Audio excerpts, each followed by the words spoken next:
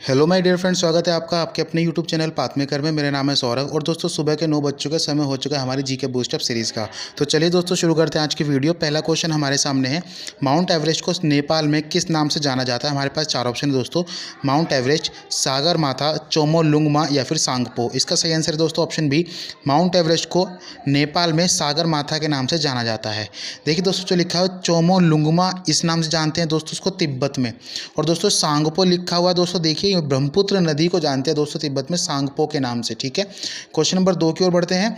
कपास की खेती के लिए उत्तम मिट्टी कौन सी होती है। हमारे पास चार ऑप्शन है, काली मिट्टी, रेगूर मिट्टी, लेटराइट मिट्टी या फिर ए तथा बी दोनों। देखिए दोस्तों कपास की खेती के लिए उत्तम मिट्टी जो होती है वो काली मिट्टी होती है।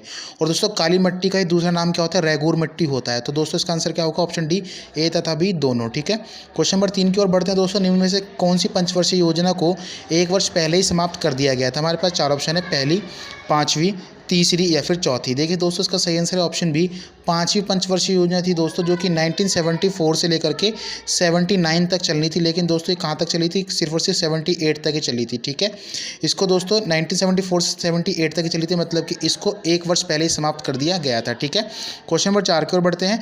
गारो खासी जयंती नामक पहाड़ी कहाँ पाई जाती है। हमारे पास चार ऑप्शन है, मिजोरम, मणिपुर, मेघालय या फिर अरुणाचल प्रदेश। इसका सही आंसर है दोस्तों ऑप्शन सी, मेघालय में पाई जाती है दोस्तों गारो खासी जयंती नामक पहाड़ी। और दोस्तों इन्हीं से टकरा करके जो बादल होते हैं दोस्तों वहाँ पे सबसे ज़्यादा वर्षा भी करता है। ठीक है, मानसीराम में। ठीक है दोस्तों, तो क्या है, गारो खासी जयंती पहाड़ी कहाँ पाई जाती है दोस्तों, मेघालय में। और दोस्तों देखिए गारो खासी जयंती पहाड़िया का भी नाम है और वहाँ पे इस नाम की जनजाति भी पाई जाती है। ठीक है, क्वेश्चन नंबर 5 की ओर बढ़ते हैं। कहाँ के मूल निवासी को ओंग के नाम से जाना जाता है। देखिए दोस्तों ओंग भी होता है और ओंगी भी लिखा हो सकता है। ठीक है, और मेनली जो एग्जाम में आता है वो ओंग आता है। ओंग के नाम से कहाँ जाता है, कहाँ के मूल निवासी को जाना जाता है, अंडमान, निकोबार, लक्षद्वीप या फिर पंबन द्वीप। इसका सही आंसर है दोस्तों अंडमान के जो मूल निवासी हैं उनको ओंग के नाम से जाना जाता है। मतलब कि ओंग नाम की जनजाति अधिकतर जो पाई जाती है अंडमान में ही पाई जाती है मेनली। ठीक है, देखिए दोस्तों हमारे ऑप्शन मतलब अगर सटीक आंसर पूछा जाए तो उसका आंसर होगा अंडमान। लेकिन कभी कभार एग्जाम में ऐसा भी होता है कि आपको लिख के दे देता है अंडमान निकोबार द्वीप समूह, तो दोस्तों इसका आंसर वह भी हो सकता है, मतलब कि अंडमान निकोबार द्वीप समूह भी हम कह सकते हैं। ठीक है, क्वेश्चन नंबर 6 की ओर बढ़ते हैं। खैबर पास मतलब कि खैबर दर्रा कहाँ किस किस के बीच में स्थित है। हमारे पास चार ऑप्शन है, भारत पाकिस्तान, भारत चाइना, पाकिस्तान चाइना या फिर पाकिस्तान अफगानिस्तान। इसका सही आंसर है दोस्तों खैबर पास है जो वो पाकिस्तान और अफगानिस्तान के बीच में है। ठीक है, क्वेश्चन नंबर 7 की ओर बढ़ते हैं। दाचीग्राम राष्ट्रीय उद्यान कहाँ स्थित है। हमारे पास चार ऑप्शन है, मध्य प्रदेश, गुजरात, जम्मू एंड कश्मीर या फिर हिमाचल प्रदेश। इसका सही आंसर है दोस्तों ऑप्शन सी, जो दाचीग्राम राष्ट्रीय उद्यान है वो जम्मू एंड कश्मीर में स्थित है। क्वेश्चन नंबर 8 की ओर बढ़ते हैं दोस्तों। कृष्ण क्रांति का संबंध किसके उत्पादन से। हमारे पास चार ऑप्शन है, फल, पेट्रोलियम, उर्वरक या फिर सिल्वर। इसका सही आंसर दोस्तों ऑप्शन बी, पेट्रोलियम के उत्पादन से संबंधित है दोस्तों कृष्ण क्रांति। ठीक है, क्वेश्चन नंबर 9 की ओर बढ़ते हैं।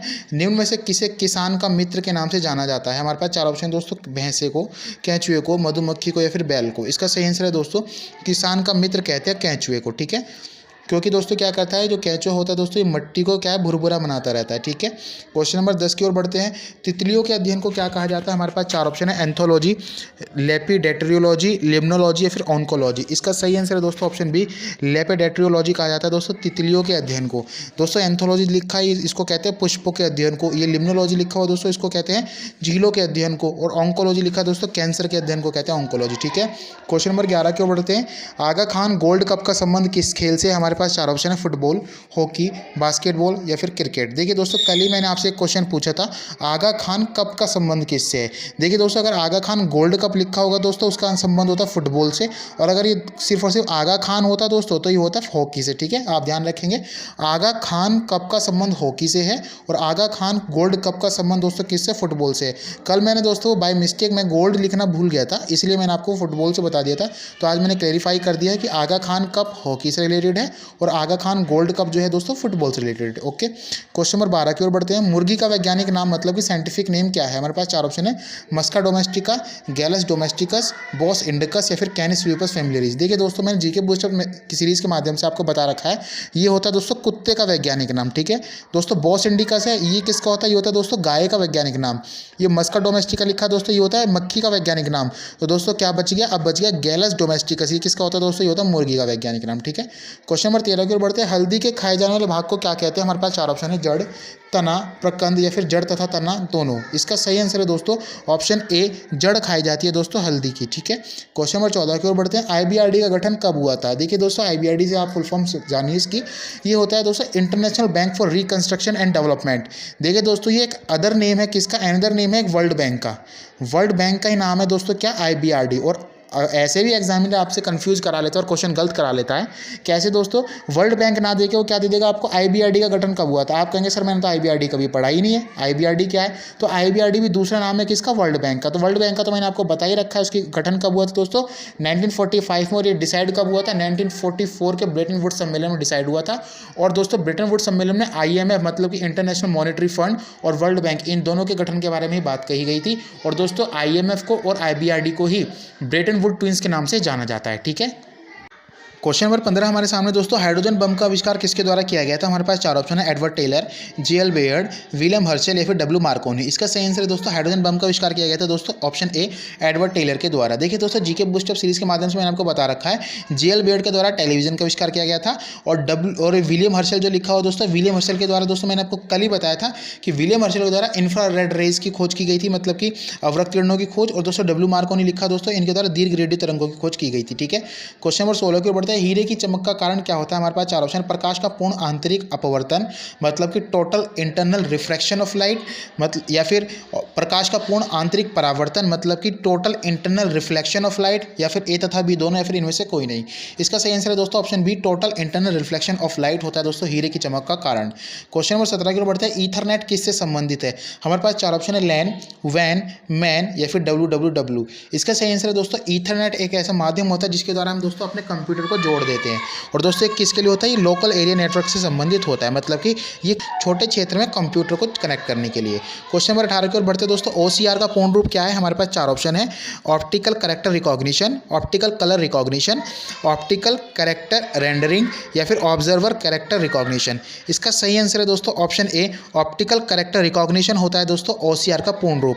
क्वेश्चन नंबर 19 की ओर बढ़ते हैं। हाल ही में किस राज्य सरकार ने कॉफी विद CM कार्यक्रम की शुरुआत की है? हमारे पास 4 ऑप्शन है, दिल्ली, पंजाब, उत्तर प्रदेश या फिर गोवा। इसका सही आंसर है दोस्तों ऑप्शन डी, गोवा सरकार के द्वारा ही दोस्तों किया गया है कॉफी विद CM कार्यक्रम की शुरुआत। देखिए दोस्तों, गोवा के जो CM है एट प्रेजेंट वो कौन है? वो है प्रमोद पांडुरंग सावंत।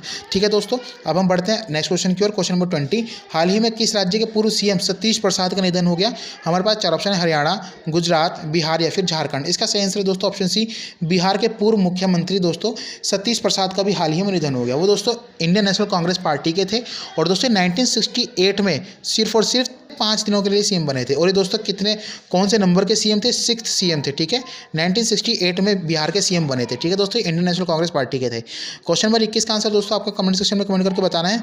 बांग्लादेश के राष्ट्रगान अमार सोनार बांग्ला को किसके द्वारा लिखा गया है? कल हमने आपसे क्वेश्चन पूछा था, रानी लक्ष्मीबाई का मूल नाम क्या था? देखिए दोस्तों, जो रानी लक्ष्मीबाई थी उनका नाम था मणिकर्णिका तांबे। ठीक है, ये उनका ओरिजिनल नेम था। उनको छबीली और मनु के नाम से भी बुलाया जाता था। ठीक है दोस्तों, कल हमने जितने भी क्वेश्चन आपसे पूछे थे उनका सबसे सटीक और सबसे अच्छा और सबसे शानदार आंसर जो दिया है वो नीलम जी के द्वारा दिया गया है। देखिए दोस्तों, आप इनके आंसर को एक बार देखिए और अपना भी आंसर इसी तरीके से लिखने का प्रयास कीजिए। देखिए दोस्तों, जितना ज़्यादा से ज़्यादा आप अपने हैंड राइटिंग में लिखेंगे उस बात को, उतना ही ज़्यादा वो पक्का होता रहेगा। आज की वीडियो यहीं पर समाप्त होती है दोस्तों। आपको वीडियो कैसी लगी कमेंट सेक्शन में कमेंट करके जरूर बताइएगा, हमें आपके कमेंट का इंतजार रहेगा। चलिए दोस्तों, विदा लेते हैं, आपसे मिलेंगे अपनी नेक्स्ट वीडियो में। Thanks for watching guys. जय हिंद, जय भारत।